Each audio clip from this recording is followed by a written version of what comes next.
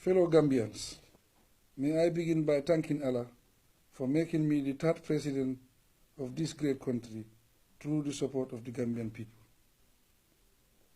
I seek guidance and blessing for me and my cabinet to have the strength and wisdom to serve our beloved nation to higher heights. I would like to first of all welcome the distinguished heads of states and international guests who are here to share this joyous occasion with us.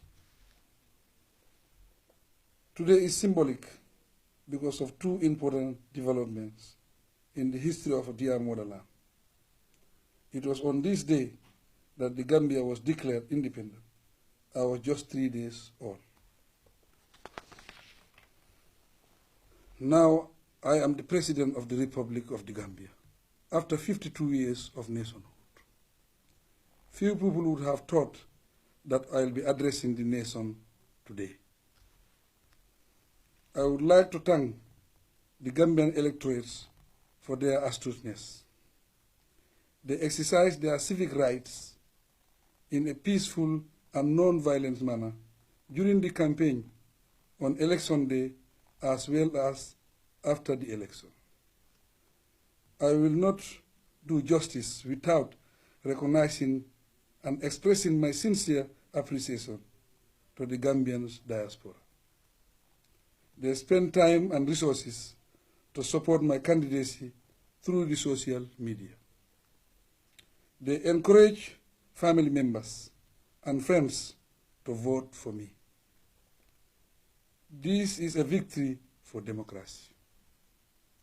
It is a victory belonging to all Gambians. It is the decision of the Gambians to change a government which have entrenched itself through the ballot box that has made it possible for us to gather here today.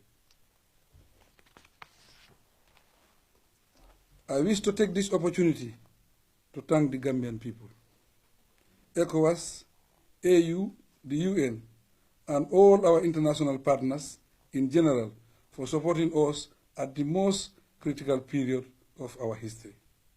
This has ensured that democracy has a meaning to our people. Gambia has changed forever.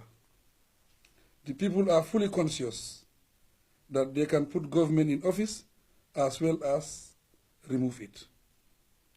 No government will ever be able to entrench itself against the will of the Gambian people.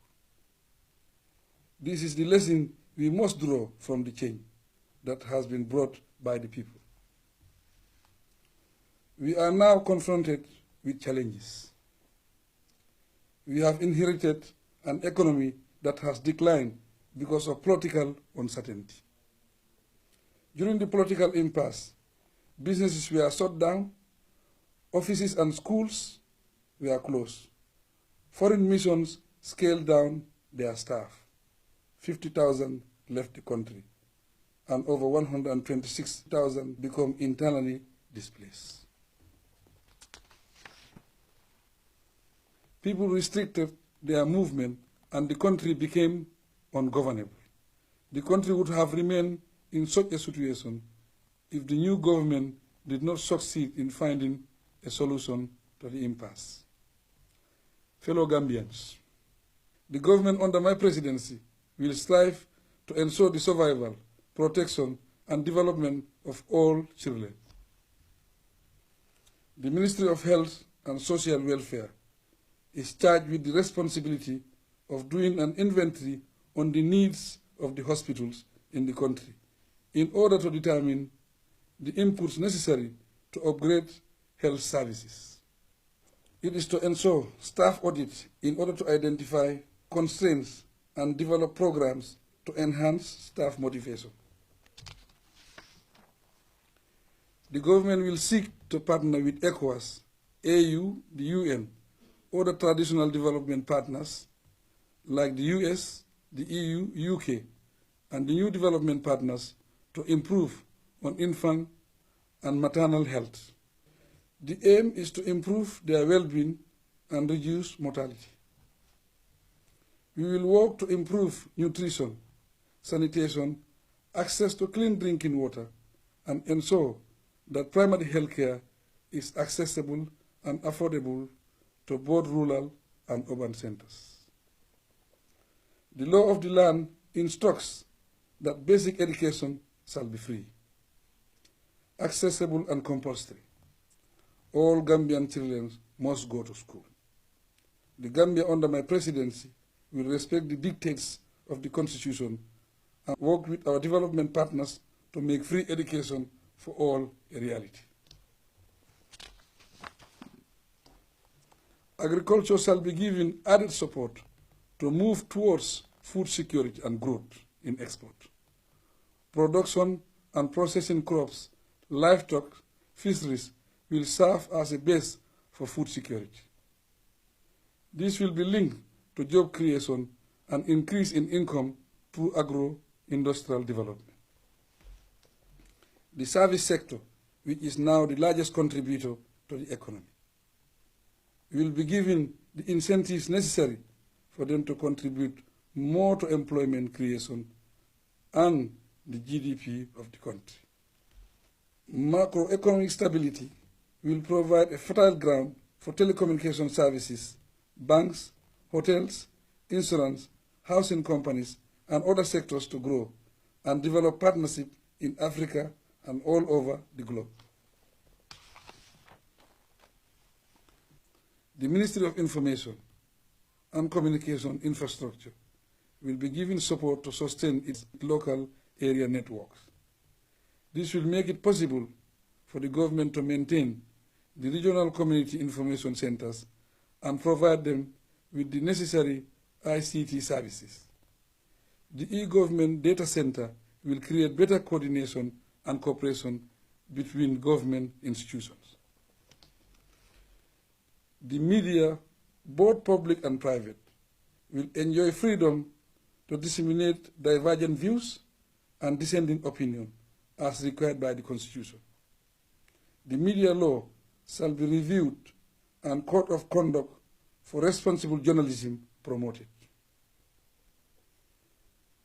This will include the orientation of the state media to take up its public service responsibility. As part of the reforms to be undertaken to improve on job creation, e-government will be utilized to ensure that Personnel Management Office and the Labor Department would be able to store data on those seeking employment and job available at each given period. This will facilitate a proper assessment of employment and unemployment rates, especially among the young people. The government will undertake a major drive to promote employment in all sectors. In the area of infrastructural development, the government will give the Ministry of Works, Construction and Infrastructure time-bound deadlines for the construction of Basse Fatoto, Fatoto Koina, and Laminkoto Pasamas roads. The ministry will undertake to identify all key feeder roads in the country that require feasibility studies to prepare solid plans to source funds for their construction. In the area of energy, the ministry is charged with the responsibility of ensuring adequate and affordable electricity supply by diversifying energy sources for basic household needs. The energy sector would be improved. The development of port facilities, road infrastructure, river transport, and other services will attract foreign direct investment at a larger scale. The Ministry of Petroleum will focus on developing the potential to exercise control and direction over the seismic surveys being done to explore the potential for oil production in the country. Industrial production shall be expanded to include robust development of the mining sector and the processing of raw materials into value-added goods. Transparency will be shown in this area to enable the people to know all developments regarding the sector. Civil service reform will be undertaken to link appointments to merit and income to performance. A Ministry of Planning and Good Governance is to be established to facilitate and monitor the development and implementation of a blueprint for socio-economic development. The provision of quality social services is the fundamental objective of the government under my presidency. This will require sustainable macroeconomic stability and growth.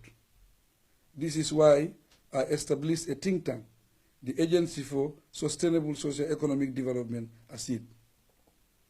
It is charged with the responsibility to establish an expert bank.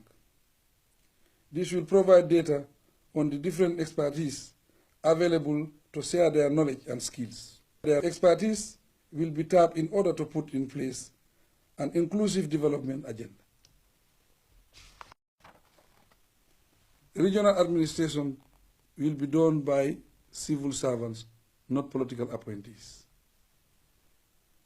The pay and grading structure of the civil service will be reviewed, and pensioners will also benefit from the reforms. State enterprises are to be reviewed with the view to adopt policies that would ensure they pay dividends to government instead of being a liability. The government will undertake key constitutional and legal reforms, which will be highlighted in my first address to the National Assembly. It intends to enforce constitutional provisions that are entrenched to protect the fundamental rights of the citizens. Orders have already been given for all those detained without trial to be released. The Attorney General and Minister of Justice will receive information regarding all those who are arrested without being traced. An appropriate commission would be established to conduct inquiries into their disappearances. A Human Rights Commission will be established without delay to complement initiatives of the Attorney General. The National Council for Civic Education will be provided with the facilities to conduct civic education to promote national reconciliation in collaboration with other organizations that are set up to promote national unity and reconciliation. The judiciary will receive adequate support in terms of personnel and independence to enable it to deliver justice without fear or favor. The Gambia during the impasse knows what solidarity means.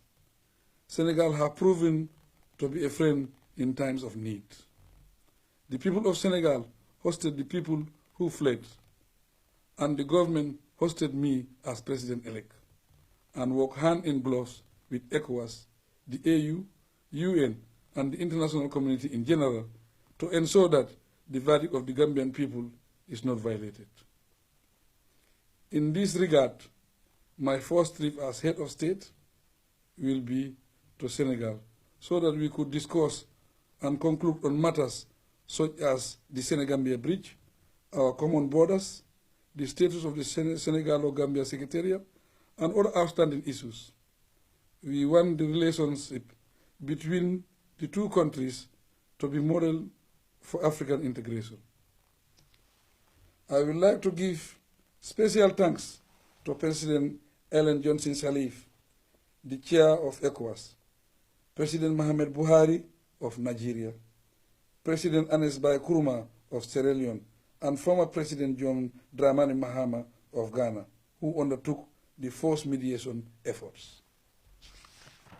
I cannot conclude without adding the names of President Alpha Conde of Guinea and President Abdul Aziz of Mauritania, who stepped in at the right time. My special gratitude is also extended to my host, President Macky Sall of the Republic of Senegal. I was given a choice by ECOWAS to stay in Liberia, Nigeria, or Senegal during the impasse. I chose Senegal because of the fact that we are the same people occupying two different countries. I must say I made the right choice and received the greatest hospitality. Fellow Gambians, I would like to conclude by emphasizing that for 22 years, the Gambian people yearn to live in a country where our diversity will be bridged by our tolerance. and our determination to work together for the common good. We decided to form a coalition so that those speaking Jola, Sarahule, Aku, Manjago, Mandinka, Fula, Wolof, and all other groupings would ensure that we build one Gambia, one nation, one people. Justice will guide our action, and this government intends to maintain that spirit of national unity. The whole world supports us, and the Gambia will remain a beacon of peace and hope for others to draw lessons from. Long live the Republic, long live the United People of the Gambia, and forward ever, backward never.